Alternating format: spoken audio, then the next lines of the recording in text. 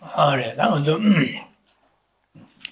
먼저 대화 되어봐도 동의를 봐야지. Good morning. So all of us here are together with the same motivation. We want to be happy. We do not want to suffer. This is the motivation behind everything that being say, do, or think. But the happiness that we've experienced thus far has only ever been transient. It arises and it passes. And therefore, we've always been left yearning for more because we've been left unfulfilled. The only way to attain the happiness that we yearn for, which is a lasting, stable happiness, a happiness that doesn't fluctuate, that isn't punctuated by problems or difficulties, is to completely eradicate suffering and its causes. When suffering and its causes have been completely eradicated, person abides in lasting happiness. There is no cause for their happiness to be punctuated. And to attain such a state, no matter what material transformation there is in the world, or for oneself, this will not lead to the attainment of lasting happiness. No matter how excellent our outer circumstances are, the material circumstances in our lives cannot lead to lasting happiness. The only way lasting happiness can be achieved is through the radical transformation of our way of thinking, the radical transformation of our mind. So how to do so? Well, that is the subject matter of this text. It is through training in the Mahayana Dharma, in particular, the minds of bodhicitta and the wisdom realizing emptiness, that one comes to achieve a state of lasting happiness. We started to look at the text yesterday, and I quoted some verses from Chandakirti, in which it was explained that all the outcomes of the path, these come about independent on great compassion. Great compassion is to be recognized as the foundation of all the good qualities of the Buddha Dharma. But whilst great compassion is the foundation of all the great qualities of the Buddha Dharma, great compassion requires its own specific set of causes to be cultivated. And those are the preliminary practices. So we looked at them in the first point of the 7 yesterday. So the preliminary practices, I presented them in 2 parts. The first is that of recognizing this remarkable opportunity that has been achieved. And this is done through recognizing the 18 freedoms and endowments that we have each achieved, and that these have come about independence on causes. This is an important recognition, because if something has come about independence on causes, it means that those causes, they were accumulated, they met ripening conditions, ripened, and they will eventually cease or fade and cease, which means this rebirth is impermanent. Moreover, to achieve a similar rebirth again requires the cultivation of the required causes once again. So here, in the recognition of the precious human rebirth, we bring this together with the understanding of dependence arising and impermanence. This then leads us also to reflect on the impermanence of this life, this precious opportunity, and recognize that one of the remarkable features of a precious human rebirth is that we uniquely have the capacity to cultivate the causes that can lead to liberation and enlightenment. But this opportunity is finite. It is always heading towards its ending. And there are so many causes that can come and lead to its ending, and very few that can sustain it. So therefore one needs to make the most of this opportunity whilst one has it. So this is the first set of preliminaries. So to talk a little further about the preliminaries. When one is engaging in the reflection on precious human rebirth, reflecting that it has come about independence on causes, therefore it is impermanent, therefore I need to utilize this opportunity well. That reflection on recognizing it's come about independence on causes also reminds one that I need to accumulate similar causes to ensure I continue to have excellent rebirths. So this then comes with the understanding of I need to utilize this life well. How to do so? Part of that is to accumulate excellent causes for ongoing good rebirths. So what are these good rebirths? What are the causes for good rebirths? So firstly, one has to develop a motivation to have another excellent rebirth as a human or as a god, one of those types of gods who can practice the Dharma. And to develop such a focused mind requires a turning away of the unimportant pleasures, the trivial pleasures that dominate our mind and the unimportant problems that dominate our mind these things that are tied to this life, and rather lift our focus to what is important. Now, in this preliminary practice, we are starting to train our mind to let go of what has no value, to recognize what has no value and let go of that, to recognize that what has value is not today's problems and pleasures, but to accumulate causes for excellent rebirths. So from this explanation, hopefully you see how this is the precious reflection on precious human rebirth is a preliminary for the later attainments of the Mahayana as well. But staying here with precious human rebirth, the causes that one then sets about accumulating is firstly that of ethical restraint.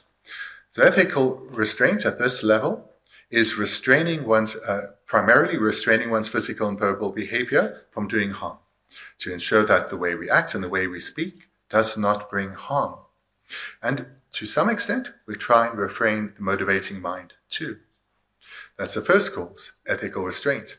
The second is so that we can ensure that in future lives we have excellent material circumstances.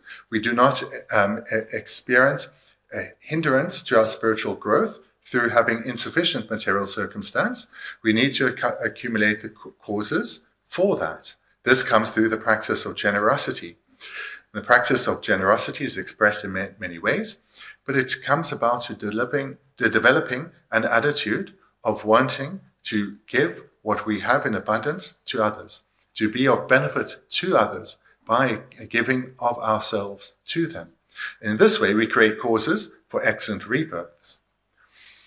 And then the third cause that needs to be accumulated is to ensure that we can continue in future lives to have all these qualities, physical qualities that we've attained with this rebirth, that we are of good health, that our sense faculties are unimpeded, and as well as having easily getting on with others, having good relations.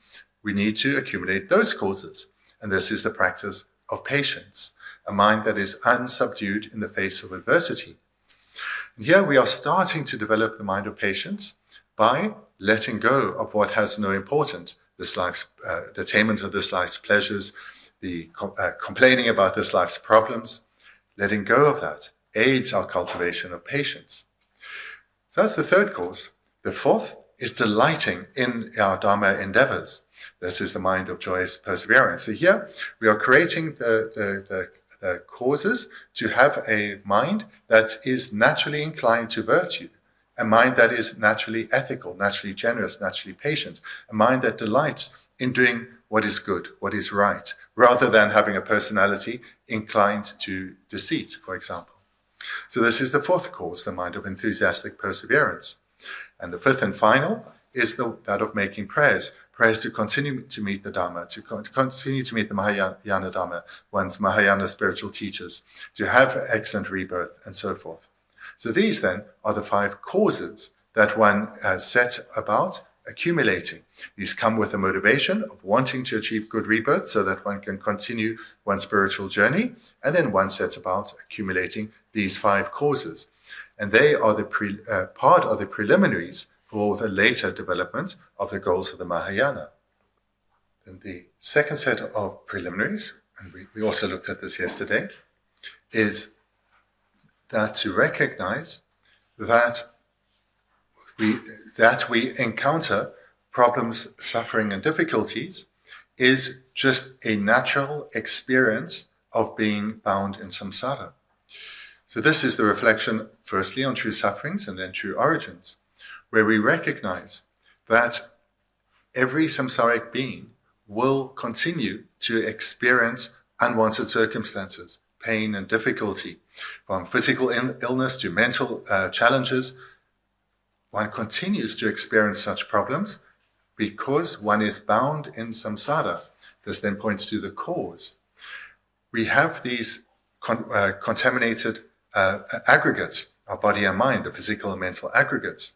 As long as we have these, which are naturally subject to suffering, we will suffer. As long as, to say it again, one has contaminated aggregates, body and mind, we will continue to suffer. It is a natural result of having these aggregates. And that we have these aggregates, the body and mind, has come about independence on causes. This is now moving from true sufferings to true origins. And those causes are ripening of contaminated karma, which was accumulated under the influence of afflictions. And of these two causes, karma and afflictions is primary.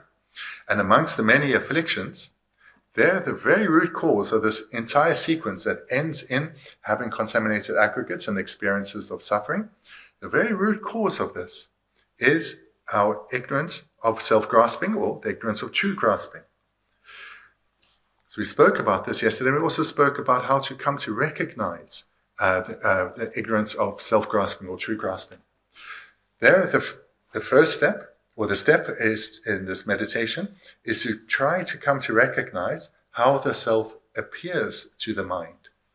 And the way that the self naturally appears to us is we think of ourselves as being independent of everything. That this sense of self, this unchanging, this has the second quality of being unchanging, and the first was independent. That the self, this I that always existed, this is not dependent on anything, but independent of it. This is how it appears. It is then believed to be true or correct or real, and grasped at. The mind then grasps at it in this way. So true grasping, or grasping at the self-grasping. And this is not how the self exists. Therefore, it's an ignorance. This consciousness is not in accordance with reality. It's an ignorance. It's an ignorance that is grasping at the self, or grasping at the self as being truly existent. This then is the meaning of the term self-grasping or true grasping, and how we need to come to recognize it. Thereafter, we started to look at the main body of the text, so the second of the 7 points. This here is translated as the main practice, and it starts with cultivating the wisdom understanding emptiness, or wisdom understanding reality. So here, one takes any phenomenon, such as the self, comes to recognize how it appears to our mind, and then we need to investigate, does it exist in the way that it appears or not? Because how things appear to us, we believe they exist in this way. So we need to check whether it does or not. So in this process, we are examining whether something exists in reality in the way that we believe it to, in the way that it appears to us. And this is how we then eventually come to realize emptiness. So in the second point, there are 10 subpoints. So the first subpoint is about considering all phenomena as being like a dream. So whilst it says all phenomena, we should understand here it refers to the object of consciousness. In other words, what is appearing to consciousness. This is the meaning of all phenomena in this instance. So it refers to the object of consciousness, or it's more commonly would be translated as the apprehended, what is apprehended by consciousness. So that's the meaning of all phenomena here. And one thinks of them as being like a dream. The second of these 10 subpoints, analyze the nature of consciousness that is without beginning. Here, we look at consciousness itself, or the subject, or the apprehender, and whether it exists, whether consciousness itself exists truly, inherently, in the way that it appears, or not. So the primary difference between these first 2 points is the first point refers to either, you could call it the object or the apprehended, and the second you can call subject or the apprehender, whether they exist in the way they appear or not, whether they exist truly or inherently or not. Just to say first as an aside, as a translator, yesterday I couldn't remember the translation apprehender and apprehended, so I referred to object and object possessor, which is synonymous here, but the actual term is apprehender and apprehended, which is what I've remembered now for today. Now to come to what Gedna has just said. So yesterday, we came to the main practice, training the two-body cheetahs, and we looked very briefly at the first 2 points here. The first being the apprehended, the object, and the second being the apprehender, the consciousness. So let's look at these 2 points again. So repeating a little bit of what we looked at, what I mentioned yesterday, is that when one meditates on emptiness, it's recommended that one starts with oneself. How do I appear to my mind? Thereafter, one can move on to other phenomena, such as other people and other, say, material phenomena, or things other than the self. One starts with oneself and thereafter moves to the selves of others or any other phenomenon. The first step in the meditation is of great importance, and this is to try to recognize how the I appears to us. The way that and this needs to be recognized well, it is difficult to do because it's not something we've thought about, but nevertheless it continuously is there. So the I, how does it appear? So the way it appears is as if it is, and I'll use different words, but to describe the same thing, independent or unrelated or separate from the aggregates. So the aggregates refers to our body and our various minds. So the self appears to not be dependent on them, to be not even related to them, to be separate. So the self appears to be separate from the body, separate from the mind, unrelated to them, independent of them. We're trying to come to recognize how the I appears. So this is then presented to you, and then one in meditation needs to come to recognize this for oneself. So the I, the self, appears as if it is separate from the body, separate from the mind. We can say separate, unrelated, not dependent. So for example, we may be feeling something, say feeling happy, feeling unhappy, but it seems that the I, the person, the I appears to be different from this mind that is feeling. There seems to be something apart from these two. This I that has always been there, that has been with us throughout our life and unchanging. Now there's some feeling, but it appears a happy feeling or a suffering feeling. It appears as if it is separate, different from the mind. That this I appears to be separate, different from the mind. The analogy used is of, if we visualize a person carrying a heavy load. So someone with a heavy sack on their back, or maybe a rucksack, and they're carrying this heavy load. This person appears to not be dependent on the load, or separate, different, distinct from this heavy load they're carrying, this heavy rucksack. In that, they can put it down and the person can go on, now unaffected by that load. So this is how the person appears to us, as if it's separate, distinct from the body and the mind, from the physical and mental aggregates. This first step, utilizing this analogy of the person appearing to us as being like someone carrying a heavy load, the way the person appears to us, just staying with this analogy, is as if the person is in charge of the load. The person is like, in charge of the load. Can place the load here, can place the load there, continue to carry it, not carry it. The person is in charge. And in this way, unrelated to the load. There's not this mutual dependency between them. The person is in charge of it. So this is the first step in the meditation, to try to come to recognize how the I appears. So the I appears as if it is separate from the aggregates, but can utilize the aggregates. Like a master and servant, this kind of thing. So where can, if the if the I does exist separate from the aggregate in the way that it appears, so similar to the person who's choosing or not choosing to carry the load, then the person, the I, should be found somewhere.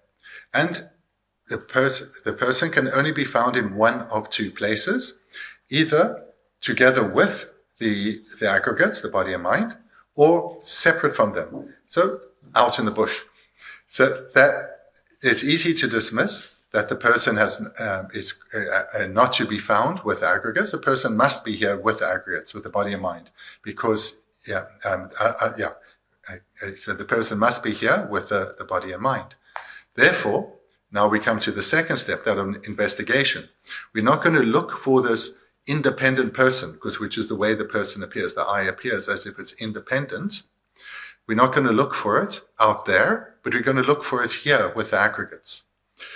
So we start then with the physical aggregate, the form aggregate, the body. So does this independent person that is separate, distinct of the body aggregate, can it be found then abiding within the body? So we investigate the body through its various parts, and we imagine placing various body parts around us and asking ourselves, the hand that is over there, is that the I? Is this the I that I've always identified with? Of course not. So we divide the body into all its parts, the various limbs, then the bits underneath, the fluids and the flesh and the bones, and we see we are none of these. And even down to the tiniest parts, with its hormones and the rest of it, are any of these, if I isolate it out and place it over there, can I say, I found the I, it's that body part, that substance, and we cannot find it, cannot find this separate I, this distinct I within the body at all. So the first step of the meditation is to see how the self appears, and then to look to find it is the second step. In the second step, we're looking within the aggregates. There, we first look within the body, going through the various body parts. Despite identifying with them, we cannot find the I within the body at all. So then, if we can't find the I in the body, surely who I am has to be found within my personality, my mind. So the mind then can be divided in various ways. So if we take the division of the aggregates, we look at the feeling aggregates and say, can the I be found in any of the feelings? So feelings are in Buddhism, they present, the term is used differently from English. So the feelings are threefold: the feeling of happiness, the feeling of suffering, or neutral feelings. So if we take any of these and we look, am I that particular consciousness, say a happy feeling? And we very quickly come to recognize that no individual consciousness can be identified as ourselves. So it's just like when we divided the body into various parts and couldn't find the self there, so too when we divide consciousness. I cannot be, say, a consciousness of a happy feeling because I'm not always happy, but I always have a sense of self. So therefore, I cannot find the I in consciousness either. This then leads to the conclusion that the I does not exist in the way that it appears. To express it differently, the I does not exist as something separate from the body and mind, like the person carrying the load, who is completely in charge and can place it here, there, or anywhere. The person is, the I does not exist in this way. The first step of the meditation, how does the object, in this case the self, appear? The second step is to investigate, looking to see if it exists in the way that it appears. And of the many methods of investigation or techniques, we here looked for the self, if it exists, can be found to exist in the body or in the mind. So that's the second step, that of investigation. Comes then to the third, which is the conclusion, which is that the self does not exist in the way that it appears to the mind, which here we use the illustration of a person carrying a heavy load. The person is seen as separate, distinct not dependent on the load. The person is different from the load. The person is in charge of the load. But no such self can be found. So this is the third step, that the self does not exist in the way that it appears. So that has been mentioned thus far. Now the fourth step. So if the self does not exist in the way that it appears, does this mean the self doesn't exist? This cannot be possible, because I know I exist. I have experience of existing. So this now is the fourth step. Then how does the self exist? Because in that third step, we came to recognize the self does not exist in the way that it appears. That's the third step, that recognition. The fourth step is, well, then how does the self exist? Because as we heard yesterday, we can say, I am sitting, I am listening, I am feeling excited, I'm feeling confused. All of this we can say. So we talk in reference to yourself, we experience ourselves. So the way, now in the fourth step, we would come to recognize the way the self does exist is merely imputed onto the aggregates, onto the body and mind. Which means that the I and the aggregates are of the same entity, of the same essence. They are not of a distinct or separate entity or essence. Therefore, if one's not feeling so well, then independence on this feeling, one can impute, I am unwell. Or if you have a pain in your leg, I have a pain in my leg.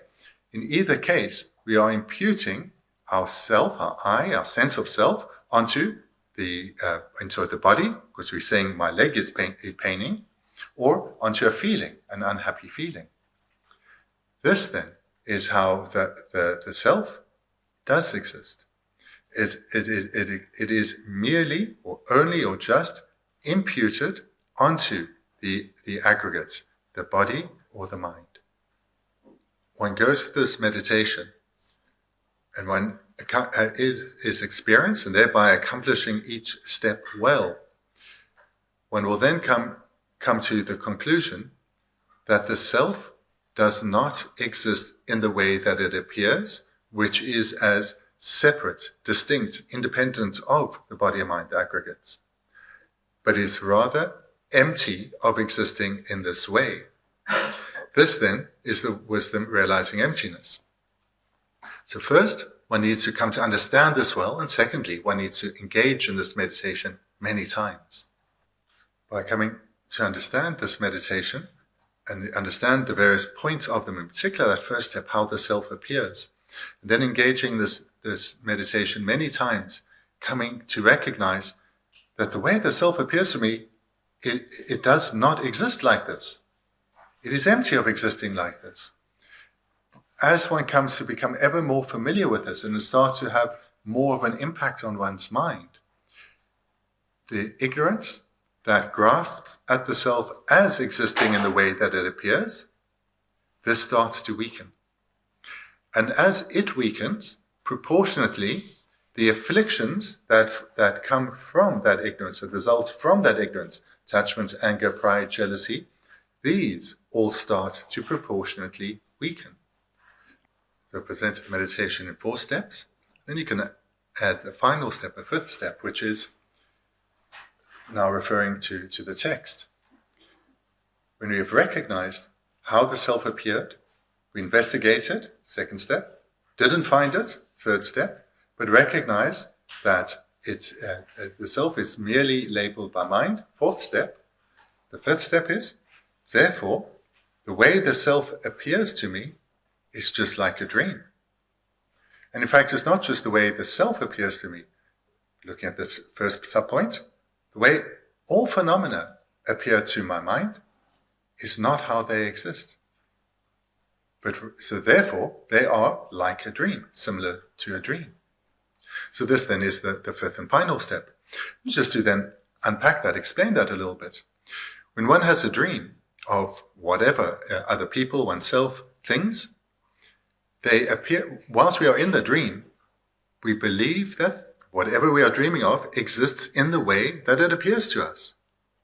We wake up and we recognize, of course, it wasn't a real house. I wasn't having that conversation. Similarly, now in my meditation, I've recognized that the self doesn't exist in the way that it appears. The way that it appears as if this is true existence. The way it appears is true, real. But I've now come to recognize it doesn't exist in this way. It's empty of existing in this way. And therefore, I can liken it to a dream. This is the case with the self. So staying now with all phenomena, this is the case with the self. And it's the case with everything that appears to my mind.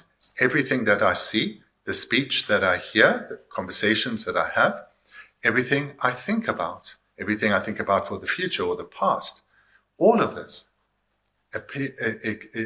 can be likened to a dream, in that the way it appears to me, the way I believe it to exist, is not how it exists in reality. So now we're going to look at the first and second of these subpoints. In that first subpoint, you see it ends there with the word like a dream, the term like a dream. So this points to that fifth and final step in the meditation. So the entire 5 points of the meditation is here included in that first point. So phenomena appear to us in a particular way.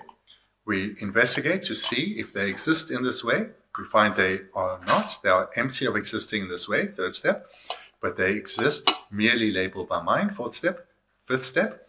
So therefore, the way any phenomenon, anything that appears to my mind appears, is like a dream. It doesn't exist in the way that it appears. So that's all then contained in point number 1. Point number 2 then, point number 1 is about what is apprehended, or the object of consciousness. Now we go to point number 2, which is about the apprehender, or the subject, the realizing consciousness. So point number 2 is about the consciousness that in this instance is the wisdom realizing emptiness. What about it? Does it exist by way of its own nature? Does it exist truly? And here too, analyze the nature. So the second point, analyze the nature of consciousness that is without beginning. So here we recognize that it too is empty of inherent existence. It too does not exist in the way that it appears.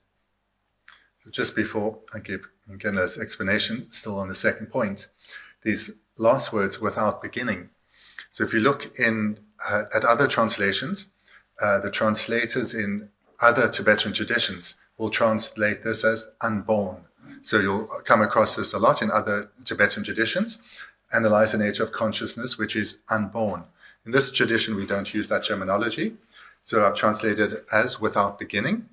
It could also be translated as, because without beginning is a meaning, literally it would be unarisen, which is you can see the link between something not arising and not being born. Anyway, so that's just saying a lot. But in Geshe's explanation, you'll see without beginning or not arising, they both will work here. Okay, now to Geshe's explanation. So the first point is about the apprehended, the object. The second point is about the apprehender, or the subject, the consciousness that is realizing that the object in the first point is empty of inherent existence. So this consciousness in the second point, the consciousness of the wisdom realizing emptiness, we need to analyze analyze the nature of consciousness which is out beginning. So now the wisdom that realized emptiness, so this is the apprehender, we make that into the apprehended, we make it into the object. And another consciousness will now analyze that consciousness. So the wisdom that has realized emptiness, it now becomes the object of meditation. So it sounds complicated, it just means one mind is investigating another mind. One consciousness, another is investigating another consciousness. So this is the change that comes with this in the second. We now are investigating the wisdom realizing emptiness. Does it exist in the way that it appears? Is it empty of existing inherently. And so we've come to recognize it too is empty of existing inherently. How so? How do we recognize this? We recognize it through different ways. The first will be with the translation without beginning, in that consciousness is without beginning, meaning it arises in dependence. Independence, here we'll first look at dependence on parts, the parts being a preceding moment. And it will therefore, as the present moment has a preceding moment, it will necessarily have a subsequent, a following moment. So therefore, the consciousness cannot exist by way of its own nature or essence because it arises dependently. And first we look at dependence on parts, previous moment and subsequent moments. This means there is no inherent arising, no inherent abiding, and no inherent ceasing. So if you've learned about this elsewhere, you recognize here that we use this meditation to see that consciousness, by way of its own nature, cannot arise, abide, or cease. So this all comes in together with this translation of without beginning, because it comes about dependently, in particular here, on parts. Then the second way that we meditate that consciousness is empty of existing by way of its own inherent nature, because it is dependent, is to recognize that it's dependent on causes. And this is where we see that it's unborn, or it's not arisen, because it is not arisen by way of its own nature, but in dependence on many causes. Consciousness arises in dependence on causes. Consciousness also has parts. So therefore it's dependent on causes, consciousness is dependent on causes, and consciousness is dependent on parts. Therefore, to link back to the purpose of this meditation, this consciousness, which is the wisdom realizing emptiness, it too is empty. Empty of existing in the way that appears, empty of existing by way of its own nature, empty of existing inherently.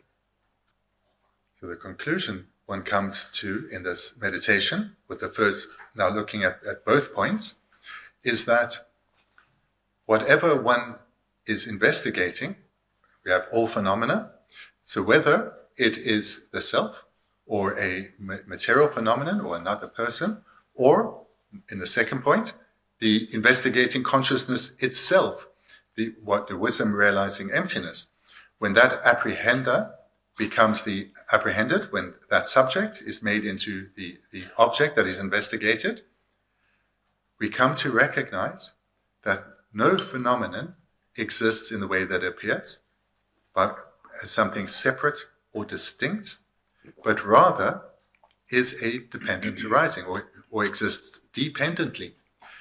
May appear as if it is independent, but whatever one is investigating, one comes to the same conclusion, that if it exists dependently. And as we saw now in the second point, with consciousness it exists dependent on both causes and parts. Therefore, consciousness too, the investigating consciousness too, can be likened to a dream, in that, just like in a dream, everything appears to us in a particular way, and then later when we awaken, we recognize, oh, didn't exist in that way. So too with consciousness. But not just consciousness, which the second line, the first line too, any phenomenon that comes to mind does not exist in the way that it appears, just like a dream. Phenomena do not exist by way of their nature or essence, they only exist dependently. I want to vocally acknowledge that this is really difficult to get. But one eventually needs to get to this recognition that all phenomena, so anything that comes to mind, only exists as a dependent arising. The way that it appears to us is mistaken. It does not exist in this way. So this is difficult to get, but with perseverance, you will. give an illustration that is hopefully clear to understand how labeling works, or imputation. There are three words here: labeling, imputation, or designation. How this works. If you think of your dog at home, immediately there's a picture that comes to your mind, and your dog has a specific color. So let's say you have a white dog. The only reason you can say that is a white dog, or my dog is a white dog, is in dependence on the color of its fur. You cannot call a white dog, you cannot validly call a white dog a black dog. You can only validly call it a white dog because there is a reason to label it such. It's white fur. It's not a characteristic of that particular dog that makes it suitable to be called a white dog. Only independence on the color of its fur. Then let's say you go to maybe a shelter, a place where there are a number of dogs, and dogs that you do not know. And you're there, but when you arrive, they have shaved all the dogs. And you arrive and they're all completely bald. And now the owner of the shelter, I guess they're having a fun day, they ask you, okay, as a prize, if you can correctly identify the color of these dogs, you win a prize. Now the basis for how we can validly or correctly label those dogs is gone. We cannot say with certainty, yes, this is a white dog, a black dog, and so forth, because the basis for that labeling is gone. The basis for the labeling, or imputing by mind, labeling by mind, designating by mind, is gone. So this is how things exist. They exist in a particular way, in dependence on the mind labeling them. Another illustration. So we all have various labels that we identify with, titles perhaps. So how does it come about that one is suitable to be called in such a way? So let's take politicians, take the position of premier. For someone to be called a premier, they have to have achieved certain causes have to be accumulated. Without those causes having been accumulated, if someone walks around the streets demanding that they are addressed as the premier, people think they've gone a bit crazy. Or if an elected politician demands that they are to be called premier, when those causes haven't been accumulated, again, their colleagues will think this one is gone a bit crazy. But when an election has been won, and someone is now suitable to be labeled as premier, then they can now walk around feeling as a premier, be called and addressed by others validly as premier. And when a subsequent election is won or lost, then independent on those causes, this person then will continue to be known as the premier, or will continue to be known as the former premier. So this is a clear example of how the various labels, titles that we have, or ways of referring to ourselves, can only come about in dependence on particular causes.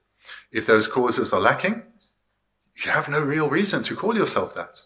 If those causes are accumulated, then as long as those causes abide, then you can be called or known in a particular way. So everyone here is known by a specific name. When you are introduced to someone, you are introduced by that specific name. And if you're introduced by another name, you'll probably correct them and say, no, actually my name is this, not that. And why are you known in this way?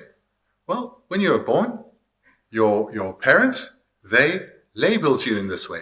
And they probably filled out some forms, but they labeled you in this way. And then they introduced you in this way into the world. They said, here is my darling child, and my darling child is called, perhaps, again, they use this word, Trom. My darling child is called Trom. And then everyone that gets to know you knows you as Trom, before you even know this name yourself. And then later you grow up, and if you're now being introduced and you introduce as Ram, then you would say, no, that's not my name. My name is Trom. And likewise, every time someone says, oh, do you know Trom? Then you will appear to their mind. But if they say, do you know Ram? You will not appear to their mind because you are not known in that way. So this is how we see that things exist in the way they do, in dependence on being validly labeled. I will conclude then this morning with just repeating the essence or the conclusion one comes to in the meditation on these 2 points. Whatever phenomenon one is investigating, it appears to our mind as if it exists by way of its own nature, as if it's separate, distinct from other things, because it's self-existent. But when we investigate, we see it doesn't exist in this way. It's empty of existing in this way. The only way that it can be said to exist is dependent, in particular, dependent on labeling by mind. Therefore, it can be said to be just like a dream. So in this way, this is a very brief summary of the meditation, where we see how something appears, we investigate it, we recognize it does not exist in the way that it appears, it's empty of it, that 3rd step, but it exists as a dependent arising, dependence on imputation, and the 5th step then, and therefore it's likened to a dream, that in a dream things appear in a certain way, but they do not exist in that way. So we can finish there and continue this afternoon. And thank you very much.